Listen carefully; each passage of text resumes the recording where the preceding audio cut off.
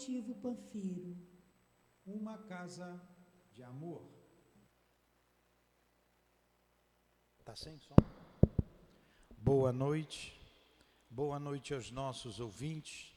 Que Jesus abençoe a nossa noite de sono. Estamos aqui reunidos para estudarmos o livro da nossa irmã Ivone do Amaral Pereira, psicografia do nosso Charles, intitulado Nas Voragens do Pecado. Vamos ler aqui o Evangelho, fazer a nossa prece e dar continuidade ao estudo. Capítulo 6, o Cristo Consolador. Venho ensinar e consolar os pobres deserdados. Venho dizer-lhes que elevem sua resignação ao nível de suas provas, que chorem, visto que a dor foi consagrada no jardim das oliveiras, mas que esperem, pois os anjos consoladores também virão enxugar suas lágrimas. Trabalhadores, arai o vosso campo, recomeçai no dia seguinte a rude jornada da véspera.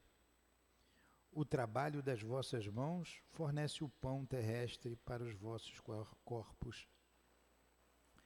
Mas vossas almas não são esquecidas, e eu, o divino jardineiro, as cultivo no silêncio dos vossos pensamentos. Quando a hora do repouso soar, quando a trama de vossas vidas escapar de vossas mãos e vossos olhos se fecharem para a luz, sentireis surgir e germinar em vós a minha preciosa semente.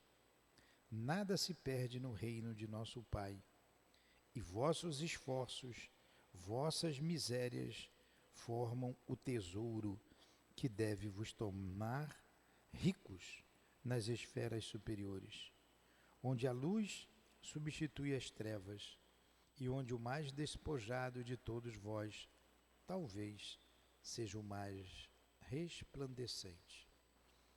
Amado Jesus, mais uma vez nos reunimos em Teu nome em nossa casa de amor para estudarmos a doutrina espírita. Ajuda-nos, Senhor, inspirando-nos, protegendo-nos,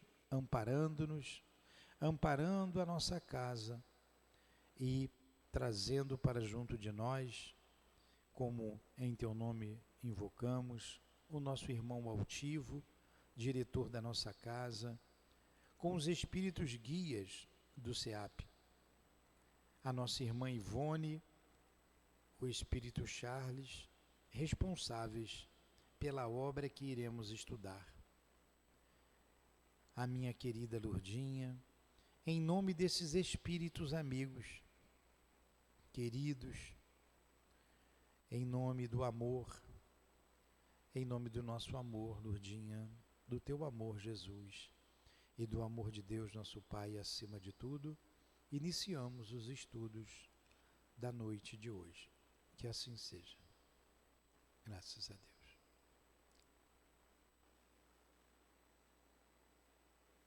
Vamos lá.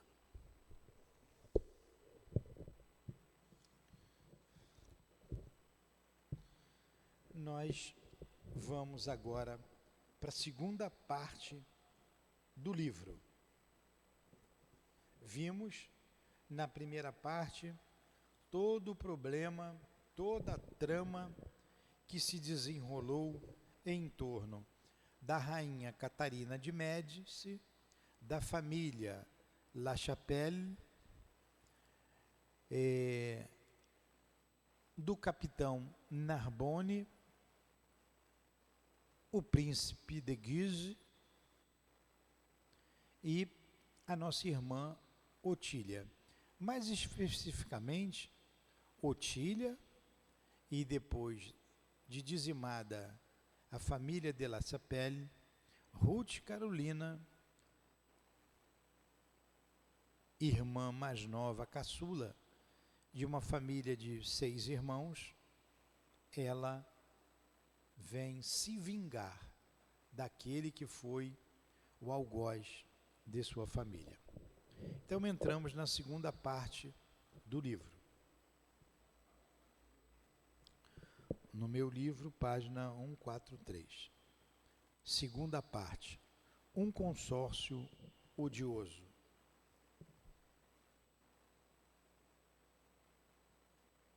Diogo, vê a Ana, que quer estudar, chama a Ana para estudar. Por telefone. Um consórcio odioso.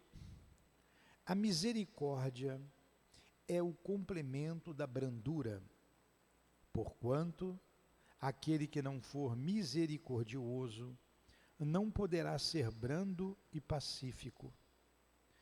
Ela consiste no esquecimento e no perdão das ofensas. O ódio e o rancor denotam alma sem elevação, nem grandeza.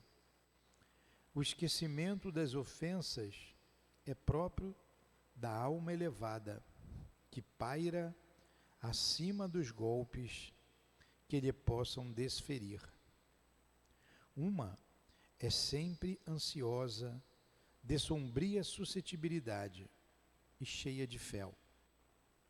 A outra é calma, toda mansidão e caridade. Ai daquele que diz, nunca perdoarei. Esse, se não for condenado pelos homens, sê-lo-á por Deus. Com que direito reclama ele o perdão de suas próprias faltas, se não perdoa dos outros?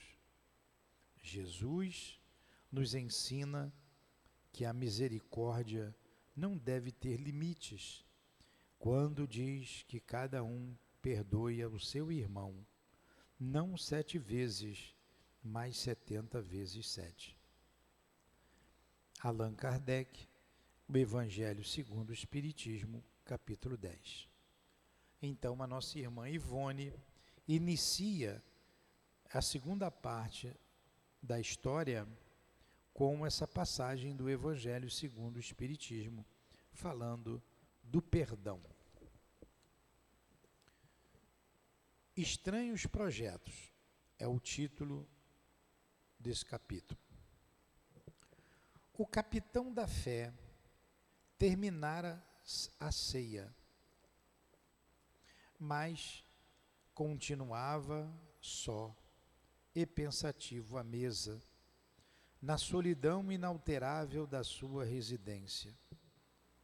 Deveria preparar-se para visitar a sua igreja preferida, a fim de assistir aos ofícios da noite, quando Rupert se aproximou em continência militar, esperando em silêncio ser interrogado. Luís era delicado e amável para com os servos, e não o fez esperar. Fala, Rupert. Meu senhor, 3 mensageiros trazem cartas para Vossa Alteza, mas declaram que só as entregarão pessoalmente. De onde vêm os mensageiros? Um é de Sua Majestade, a nossa amada rainha. O outro vem da parte do senhor excelentíssimo Monsenhor de B. E o terceiro é enviado pela senhora Condessa de Louvigny. Surpreso, mas sem perder tempo, o estudante de teologia ordenou: manda-os entrar sem demora. O da Condessa em primeiro lugar. Rupert saia a fim de se desincumbir da tarefa. Desculpem. Rupert saía a fim de se desincumbir da tarefa, mas foi detido. Espera, exclamou Luís e raciocinou. Seria desrespeito à sua majestade atendê-la em segundo lugar. A minha linda condessa poderia vir a sofrer por isso, caso o emissário o relatasse. Continuando para Rupert, manda-os entrar de uma só vez. Entraram, e cada um, por sua vez, entregou uma missiva, o que o inquietou. Retiraram-se os mensageiros e Luís ficou só. Conquanto os seus criados já houvessem notado certa alteração nos seus hábitos diários, ainda não se confirmara nos mesmos a sensível modificação que posteriormente adviria. Continuava ele, cumpridor dos seus deveres militares, o mesmo devoto, intransigente e fanático, estudante aplicado, varão severo nos costumes. Mas quem lhe prestasse maior atenção, observaria que se tornava mais exigente com o próprio vestuário, que seus cabelos eram mais demoradamente penteados, não obstante usá-los curtos, as botas mais polidas e as refeições. Durante o estudo, detinha-se distraidamente, fitando o vácuo, em completo alinhamento de si mesmo, enquanto o vago sorriso enternecido lhe vagava pelos cantos dos lábios e insólita doçura lhe velava os olhos, de ordinário vivos e penetrantes.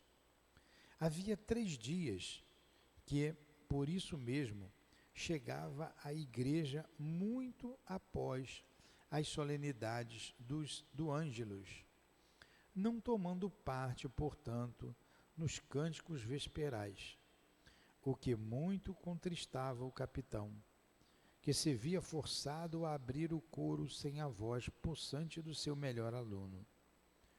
Pois, por essa época, muito raros eram os bons cantores, sendo que somente o clero poderia contar com as vozes bem trabalhadas. Porque estivesse só, ao receber a correspondência de Narbonne, compreendeu que Sua Majestade não se inteiraria do desapreço que no momento por ela atestava, e quebrou o lacre do primeiro invólucro, isto é, abriu exatamente a missiva da sua amada, com quem ternamente se avistara hora antes. Tratava-se de epístola apaixonada e veemente, dramática e forte, ao sabor daquela época vibrante, quando as paixões irrompiam, avassaladoras, num ímpeto indomável que tudo destruiria ou tudo realizaria a própria passagem. Leu-a acometido de emoções crescentes, sentindo ligeiro tremor nas mãos e angústia no coração, enquanto o senho se carregava. Despeço-me de ti, meu bem-amado cavaleiro, dizia a missiva, por um período que não poderei precisar, se longo ou breve, mas realmente com uma alma dolorida pela ausência que entre nós ambos se estabelecerá. Sua Majestade, a nossa augusta rainha, na sua admirável justiça, houve por bem admoestar-me, hoje à tarde, pelo que conosco se passou a sacada do palácio da municipalidade, onde o meu coração foi agraciado com a tua presença e as tuas demonstrações afetivas. Por sua ordem, deverei ingressar hoje à noite no retiro das Irmãs Franciscanas, onde expiarei em penitências e cilícios o erro de me ter revelado publicamente uma grande amorosa de ti, com desrespeito à minha qualidade de dama do Palácio Real. Sinto-me muito infeliz e quisera morrer. Todavia, consola-me a certeza de que é pelo meu amado cavaleiro que sofro, e que por ele serei lembrada quando, na solidão daquele claustro, onde rogarei ao céu que nos envie a almejada felicidade. Sua do coração, Otília de Louvigny, Condessa. Caramba, hein? Se eu recebo uma carta dessa, eu fico louco de paixão. Hã? Pois é. Ela escreve assim para mim. Agora, tinha que ser verdadeira, né?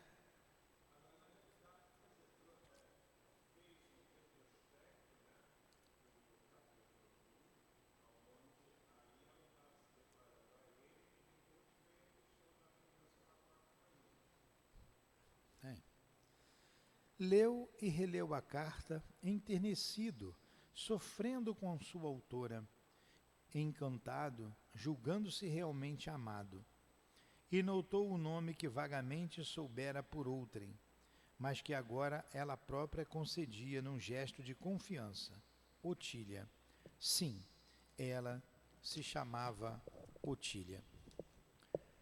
Pronunciou baixinho 2, 3 vezes, como quem acaricia com ardência, como que, a sentir nos lábios a doçura inefável de ósculos consagrados por santificante amor.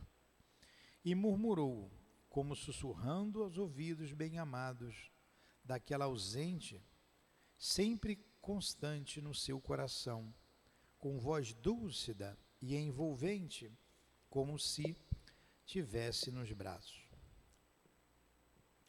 Tem coragem, minha Otília bem-amada, tem coragem e confiança em mim. Teu cavaleiro não te deixará sofrer sozinha e indefesa, nas garras daquele abutre governante.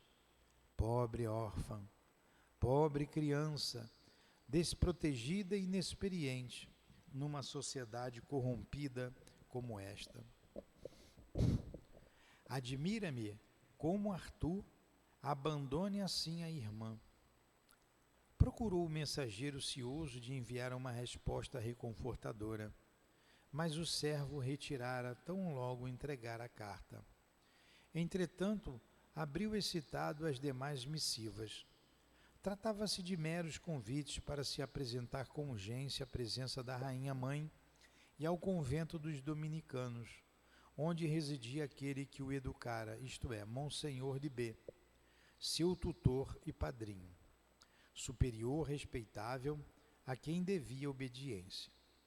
Dirigiu-se, porém, ao Louvre, em primeiro lugar, e como distava de sua residência, e fosse grande a ansiedade que o acometera, rompendo importante tradição, pela primeira vez serviu-se do cavalo, trajando o uniforme honroso de estudante de teologia, ação que o tornou ridículo aos olhos dos criados e escandalizou os soldados da guarda do palácio.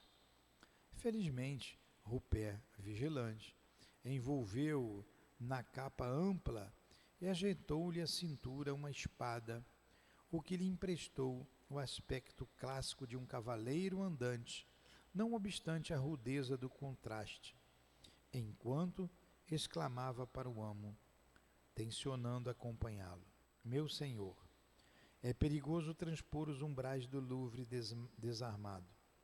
Seguir-vos-ei. Estarei à vossa espera na antecâmara da sala em que fordes recebido. Catarina recebeu-o imediatamente, apesar do adiantado da hora, e à primeira vista compreendeu o jovem capitão que a soberana se encontrava de mau humor. Ele cumprimentou-a respeitoso, mas não servilmente, como conviria a um príncipe e futuro lumiar do clero, e esperou em silêncio, como ordenava a etiqueta e o respeito aconselhava. A pérfida rainha mediu-o com os olhos frios, semicerrados, que jamais auguravam boa sorte para aqueles que lhe caíssem no desagrado. E pensava ciumenta e despeitada: nasceu para rei. Que lhe faltou para ocupar este trono, pelo qual tanto me sacrifico? Faltou-lhe que fosse eu a sua mãe. Ser filho de um rei não bastará a um homem para que igualmente se torne rei. Será necessário também que sua mãe seja rainha. A ele faltou, com efeito, isso mesmo, apenas ser meu filho.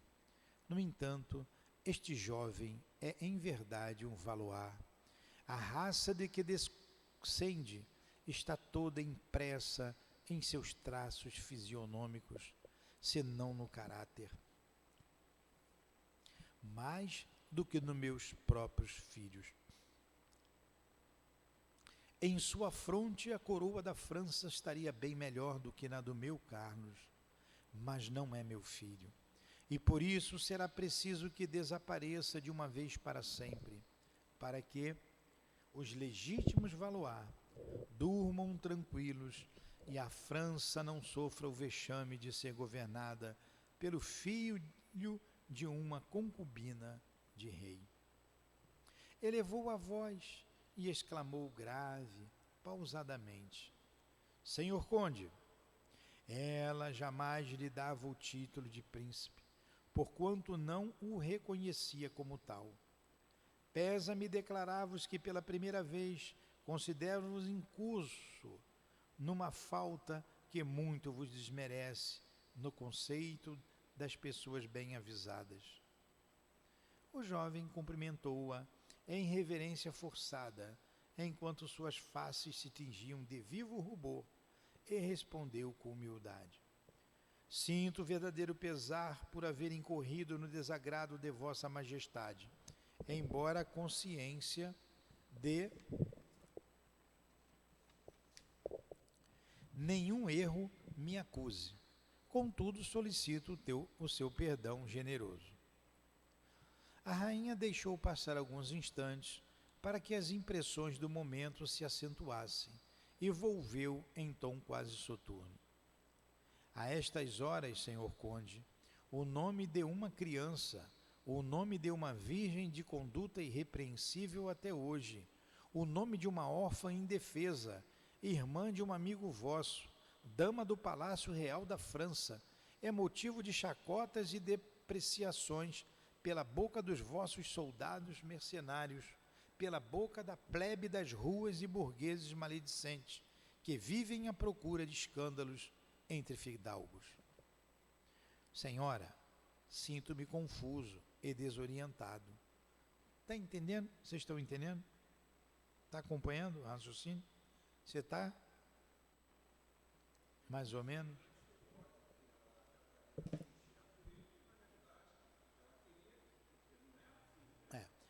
Então vamos lá. Deixa eu falar aqui. O que está acontecendo? Nós terminamos a aula passada, o estudo passado, com aquela armação entre a Catarina de Médici, a rainha de França, e a Ruth Carolina, com o nome de Otília, né? O nome falso de Otília. Então elas armaram para o capitão da fé. Ela se fez uma pessoa vulgar e não poderia ser assim, porque ela era uma dama da rainha. Mas foi tudo armação.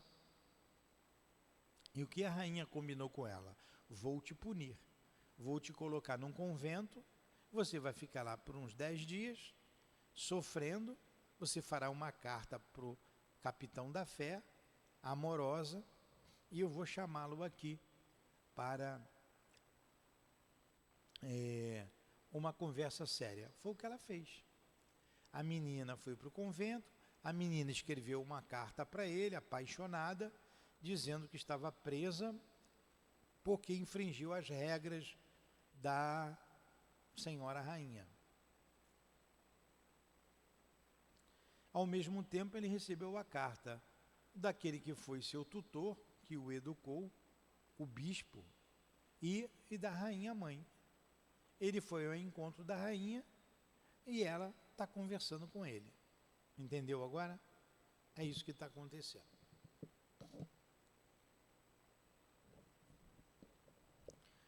Aí ele diz para ela: Senhora, sinto-me confuso e desorientado. A menina é provinciana, ignora a severidade das etiquetas da corte. É simples e ingênua e deixou-se arrastar por um arrebatamento emocional próprio da idade, quase infantil que conta.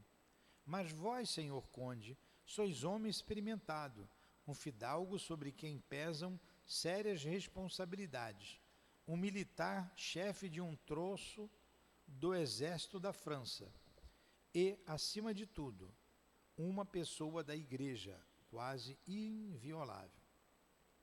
Senhora, por quem sois? Ouvi-me.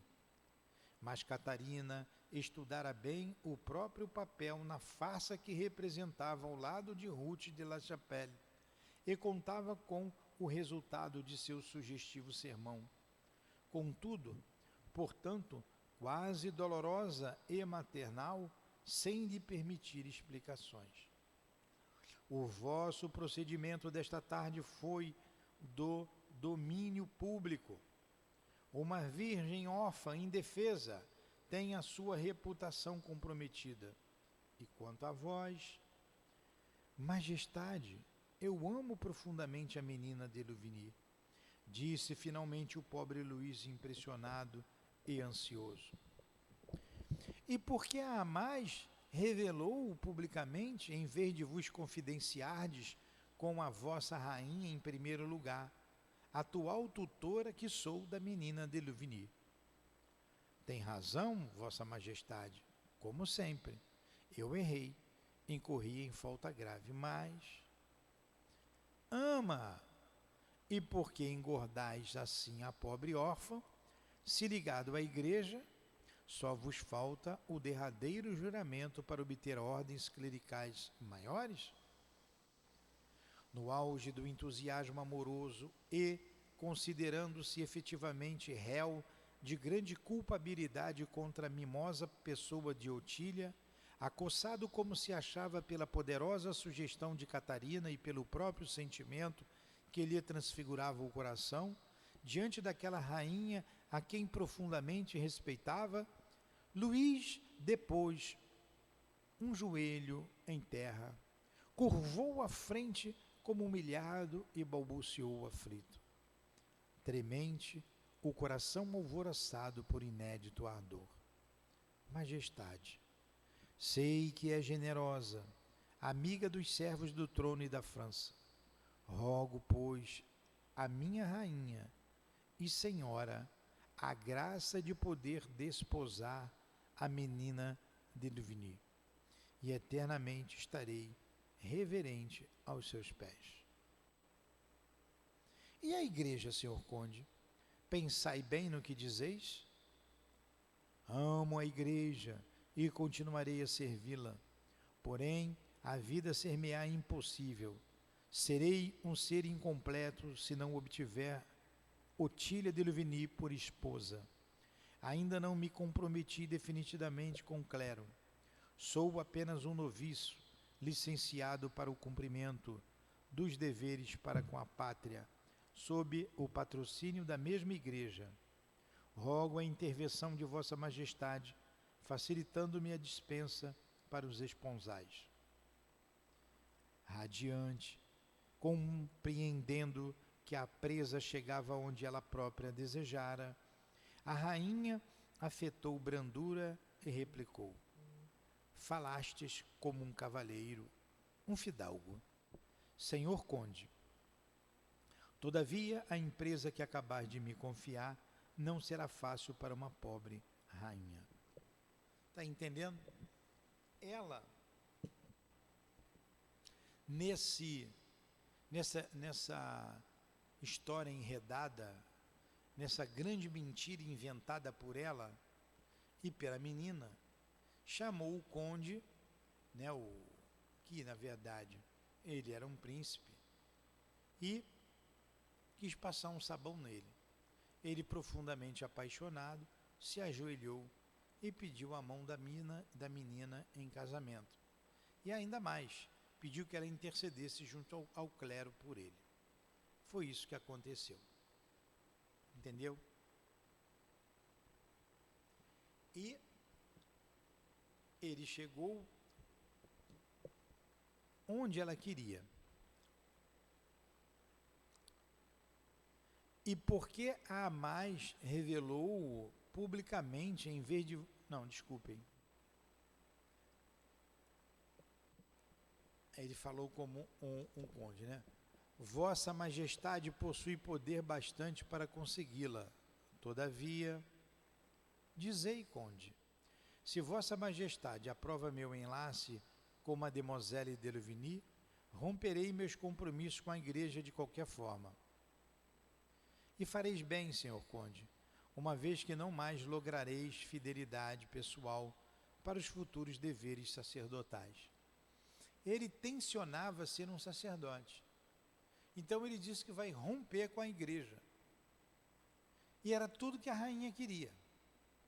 Porque a história contada pela menina, ela achava que ele queria tomar o trono, apoiado pela igreja. Ele rompendo com a igreja, ficaria tudo mais fácil, né?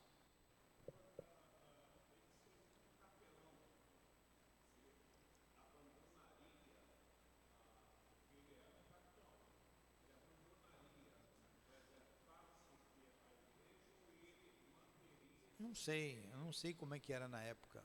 Acho que ele largaria a vida de militar e seria um sacerdote.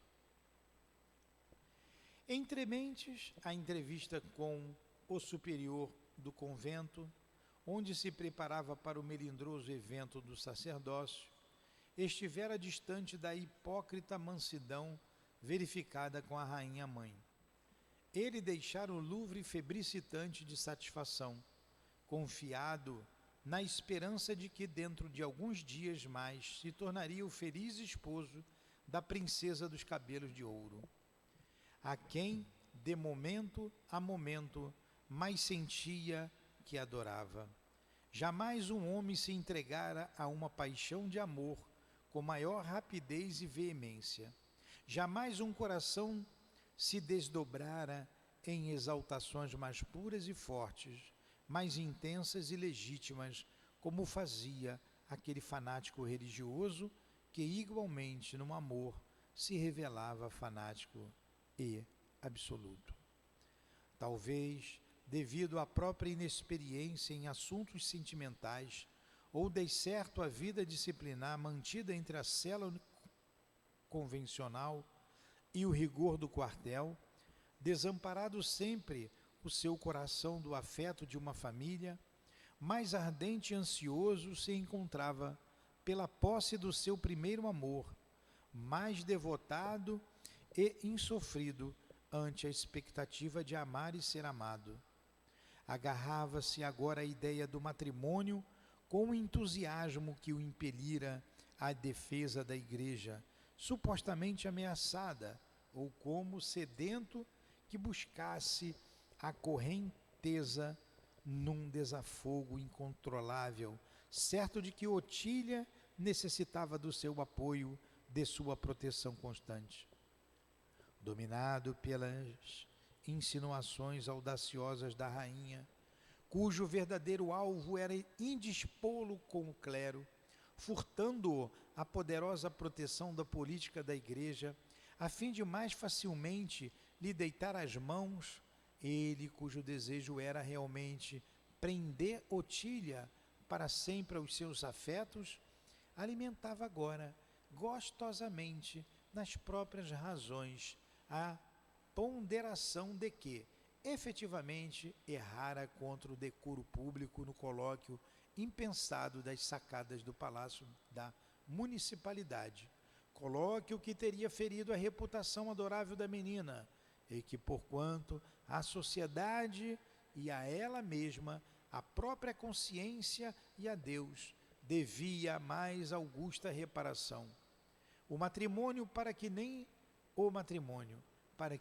o seu, nem o nome de Louvigny viesse a sofrer depreciações de quem quer que fosse. Agora você vê, ele era um homem tão correto que ele, ó, só tem uma maneira de reparar isso, eu pedi ela em casamento. Estava apaixonado.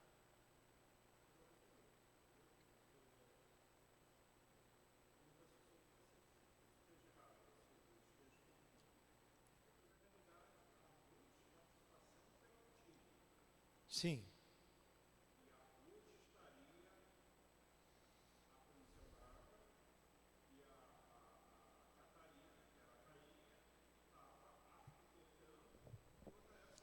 Sim.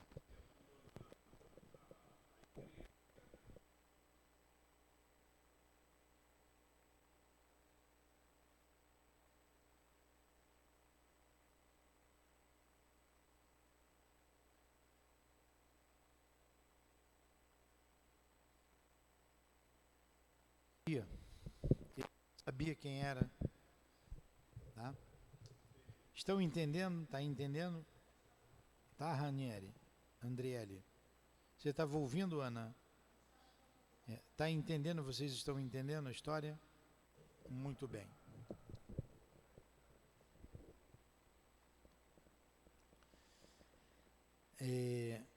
Seriam... Onde que eu parei aqui? Deixa eu me achar.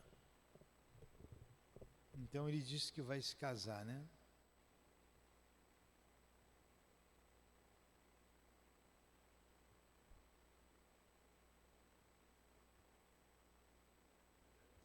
Desculpe aqui, deixa eu me encontrar.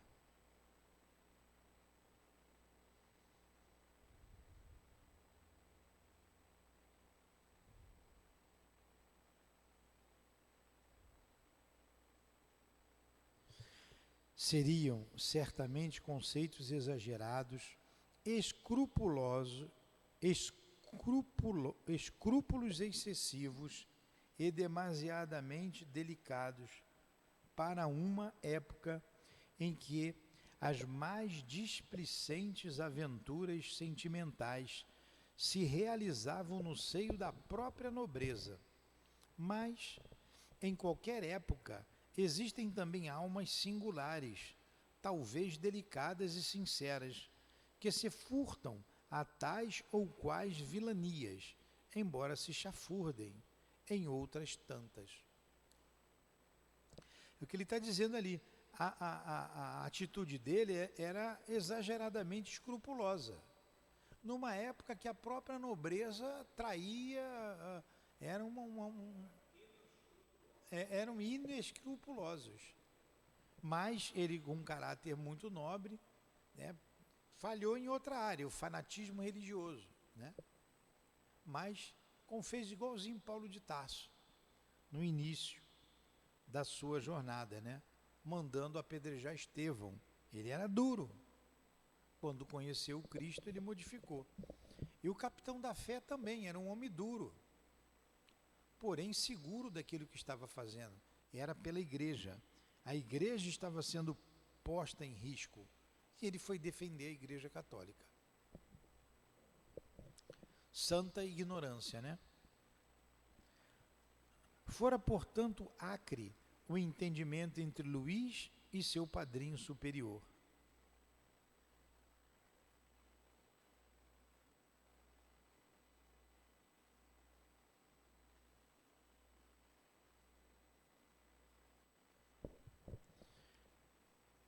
Algumas horas após o fato público do Palácio da Municipalidade, fora Monsenhor de B inteirado do incorreto procedimento do pupilo, o que grandemente o surpreendeu. Procurou então falar-lhe imediatamente, prevenindo a inconveniência do futuro que se esboçava, e com ele se entendendo na noite daquele mesmo dia, tentou convencê-lo a desviar-se da tentação visível, pois não tinha dúvidas de que tão estranha e súbita transformação nos hábitos do seu discípulo seria a obra satânica por excelência, operação das trevas que planejariam a sua perda nas voragens do abismo. O bispo era experiente, era médium, era pai, né? Amava o seu pupilo, viu tudo, enxergou tudo. É efetivamente certo que quem quer que sejamos, homem ou espíritos, sábios ou ignorantes, piedosos ou incrédulos, bons ou maus, possuiremos sempre, nas regiões esclarecidas do espaço, um grupo de entidades amigas e protetoras que, por nosso futuro e bem-estar moral e espiritual, zelarão devotadamente, cuidadosos do nosso progresso, tentando desviar-nos de caminhos precipitosos e quedas irremediáveis.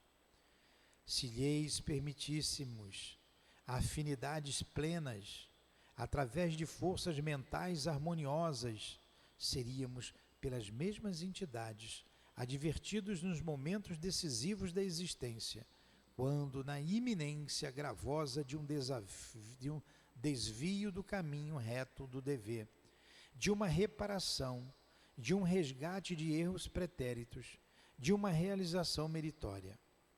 Em sonhos, através de visões elucidadoras, por intuições nascidas do coração em murmúrios secretos, por um pressentimento genial, somos sempre, pelos nobres amigos espirituais, advertidos ou orientados, e se tais possibilidades falham, servem-se eles de pessoas que vivem junto a nós, a fim de nos aconselharem momentaneamente, tanto quanto possível, quando estiver em jogo o nosso destino.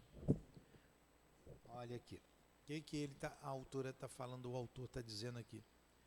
Todos nós temos pessoas que nos amam no mundo espiritual, sejamos bons ou maus, sejamos quem sejamos, eles intercedem por nós, para a gente não fazer grandes bobagens.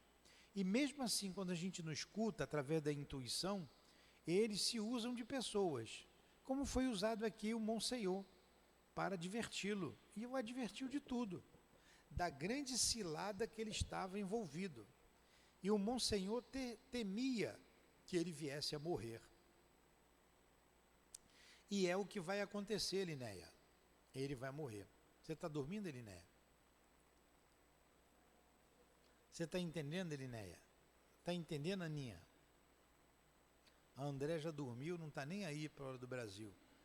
Você está entendendo, a Andriele? Muito bem.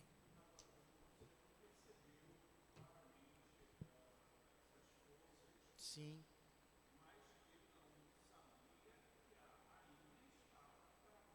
Sabia de tudo. Não sabia que estava tramando, mas sabia que a rainha estava envolvida.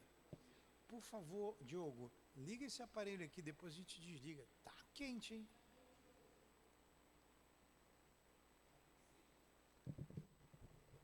Vamos lá. Eu estou lendo bastante, mas vocês estão entendendo a história, né?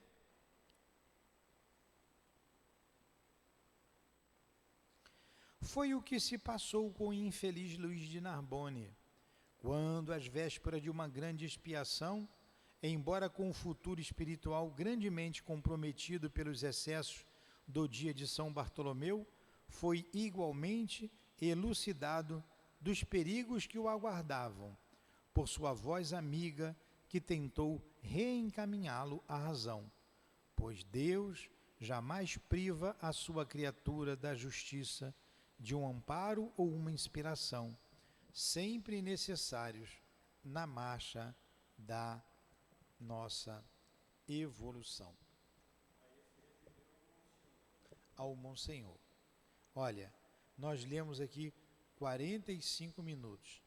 Eu leria continuamente, porém, a gente vai interromper aqui, tá?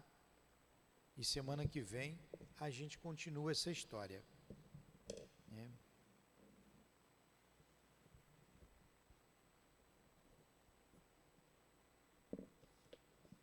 Então vamos lá. Página 154. Então vamos lá.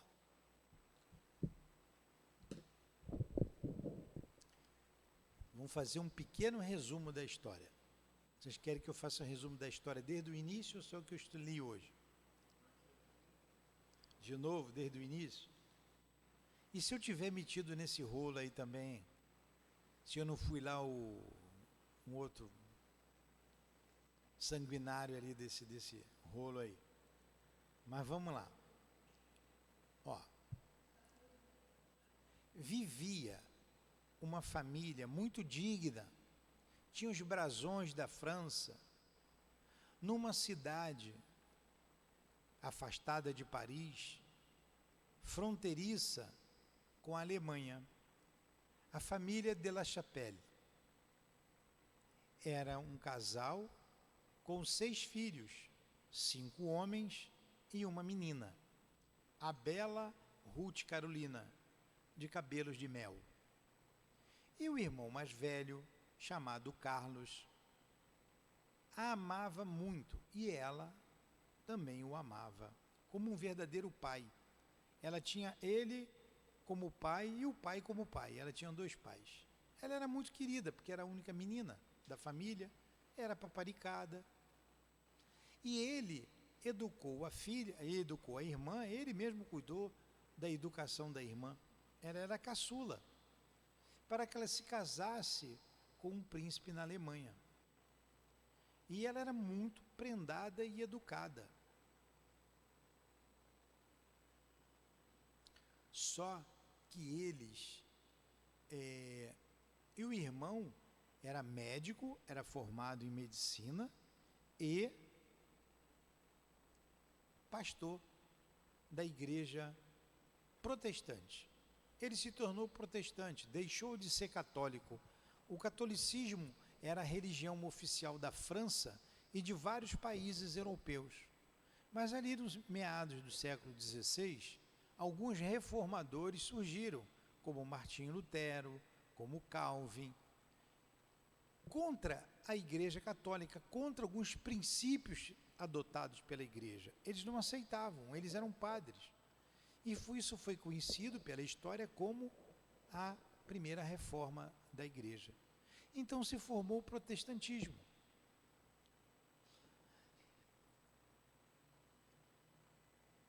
A rainha, na época, a Catarina de Médici, se dizia católica, né? Era a igreja, era a religião oficial, mas ela não tinha nada disso com ela. Ela tinha o interesse do trono, queria defender o trono para sua família. E o rei era o seu filho, Carlos IX. Porém, era um rei muito fraco. E quem tomava as rédeas de tudo era a mãe, né? A rainha mãe. Ela era viúva de Henrique II. Ela era viúva.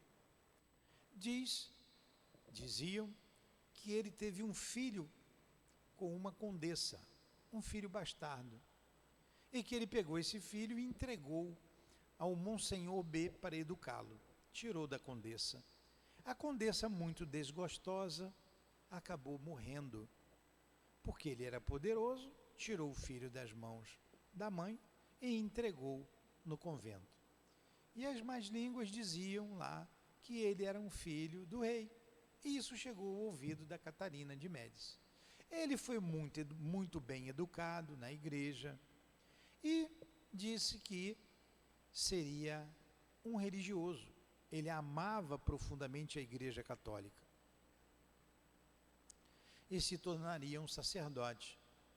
Mas fazia parte da sua educação servir a França como militar. E ele fazia parte de um dos comandantes da Rainha Mãe, embora também tivesse todo o apoio da igreja.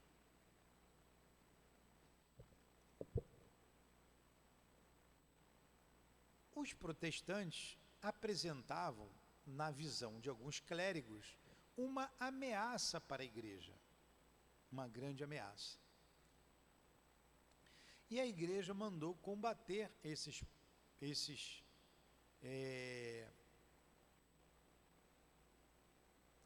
que protestavam. E em conluio com a rainha, a igreja e a rainha concordaram então em combater os protestantes, prendê-los e até matá-los. A rainha não tinha tanta fé assim, como dissemos, estava mais interessada no seu trono e temia que isso pudesse trazer algum problema para ela, e ela deu todo o apoio. E um desses, foram vários, um desses que se destacou nessa história, conhecida como a Noite de São Bartolomeu. Vocês podem pegar um livro de história, tem um livro aqui nosso, não sei se tem ali na livraria. Lembra, Elinéia, de pedir ali para comprar a Noite de São Bartolomeu? Tinham 2 livros ali, não sei se terminou, se já se esgotou, mas nós precisamos colocar mais, que é uma história belíssima. Mas a própria história conta sobre esta noite. No dia 24 de agosto de 1572, dia de São Bartolomeu, um dos apóstolos do Cristo, houve então um massacre, liderado pelo capitão Narbonne, conhecido como Capitão da Fé, porque ele era um fervoroso adepto da Igreja Católica, um homem reto, um homem cheio de virtudes, porém fanático. Vai e destrói uma família, decapitando a todos, a golpe de espadas. E isso se espalhou por toda a França. Outros também estiveram à frente, outros líderes à frente desse massacre, que disse que o rio Reno ficou banhado de sangue. As águas ficaram todas vermelhas e eles fizeram um massacre covarde com a família, com várias famílias. E uma dessas famílias é de La Chapelle. Foi ali, num culto que realizavam, todos mortos, pai, mãe, o irmão mais velho, os outros irmãos, sobrinhos, cunhados, cunhadas, todos foram mortos. As cunhadas, os colonos. Então Ruth jura vingança. Ela foi a única que sobreviveu, porque o irmão a deixou na casa da sua noiva. E quando a sua noiva soube de tudo, também jurou vingança, e as duas traçaram um plano para se vingar. Como Otília, noiva de Carlos, irmão de Ruth Carolina, estava doente, sabia que ia morrer, passou toda a sua fortuna, todos os seus haveres para Ruth, e inclusive o seu próprio nome. E explicou como era, como funcionava o palácio, as futricas do palácio, aqueles que rodeavam Catarina de Médici. E a própria vida do Capitão da Fé, conhecido como Capitão da Fé, e que seria fácil envolvê-lo. Bastava um pouco de charme, que ela, mesmo morta, a ajudaria nos intentos. Ela conhecia tudo, porque o seu irmão também era um militar e estava em missão na Espanha e era um homem de confiança da rainha. E ele contava tudo para ela, ela sabia como funcionava todas as intrigas e futricas do palácio. Ela instruiu bastante a Ruth, e Ruth assim foi para sua vingança. Seu plano foi descoberto pela rainha, mas a rainha, como também não gostava do Luís de Narbonne, aceitou o plano da menina e as duas fizeram um conluio para matá-lo. Então é essa a história. Ele se apaixona pela menina, ele tinha como tutor, ele tinha como verdadeiro pai o bispo, e há toda uma armação nessa história para enredá-lo numa intriga. E ele caiu direitinho porque ele estava apaixonado pela menina, a Ruth Carolina. Ele nunca tinha namorado ninguém, ele ia ser um sacerdote, era um homem muito correto, porém fanático. E ela conseguiu se aproximar dele, a própria rainha o ajudou depois, está ajudando a menina, porque a menina também contou uma história falsa para ela, dizendo que ela tinha certeza, porque até então a rainha tinha dúvidas, contando uma falsa conversa dizendo que tinha documentos guardados, comprovando que Narbonne era filho do marido dela. E ela ficou com mais ódio ainda, por isso que ela fala ali. Ele tem todo o porte de um rei, tem conhecimento, feições, mas não pode ser rei, porque ele não é filho, não é meu filho, ele não é filho de uma rainha. Então ela quer que ele morra mesmo. E aí tá a trama. Ela tinha uma fé, ela contratou a menina para ser uma de suas damas, marcou uma festa palaciana, colocou ela à frente desses trabalhos no palácio e disse a hora que o capitão da fé passaria por ali pela sua tropa e que ela fizesse um gesto lá que não era de acordo com uma cortesã, não era de acordo com uma dama da rainha e que isso traria um grande desgaste, e arma um plano. O plano é colocado em ação e tudo deu certo. Ela corre de janela em janela, tendo uma atitude vulgar. A rainha manda prendê-la, mas tudo um teatro, por 10 dias, e chama o capitão da fé para uma conversa. Ele vai conversar com ela, ela chama a atenção dele, ele diz que está apaixonado por ela e pede a menina em casamento. Ela disse que vai facilitar a vida dele. E era tudo que ela queria fazer. Aí ela pergunta, e a igreja? Ele diz assim, eu vou romper com a igreja, porque eu quero me casar com ela. Ele depois vai ao bispo, porque ele recebeu uma carta do bispo, e o bispo tenta tirar isso da cabeça dele, mas não consegue. Recebeu uma carta também apaixonada da menina Catarina, da menina Ludovie, Ruth, né? Ruth Carolina, agora Otília, apaixonada. Ele se deixa levar pelas palavras dela, e aqui a gente parou a história. Continuaremos semana que vem. Encurtei bastante para dar tempo, faltou 1 minuto para as 7 horas. Entenderam a história? Jesus, terminamos o nosso estudo, agradecemos a nossa irmã Ivone, ao nosso irmão Charles, ao nosso irmão Narbonne, a todos vocês que se fazem presentes e que participaram dessa história marcante na vida de muitas pessoas, e como foi dito, ainda hoje esse problema não foi resolvido, passados mais de 4 séculos. O que faz o ódio, o que faz a falta de amor, a falta de perdão.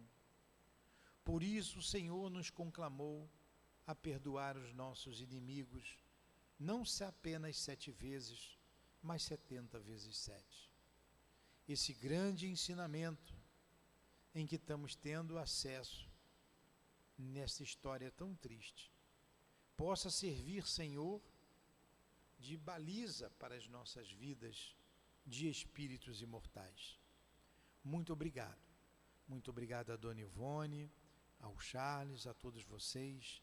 Muito obrigado ao Altivo, aos guias desta casa de amor, que nos propiciam esses momentos de enlevo com a literatura, com o estudo da doutrina espírita. Muito obrigado, Lourdinha, pelo teu amor.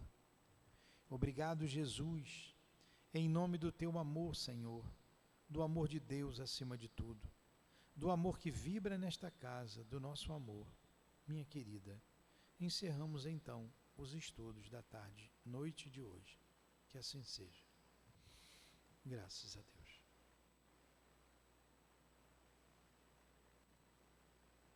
CEAP, Centro Espírita Altivo Panfiro. Uma casa de amor.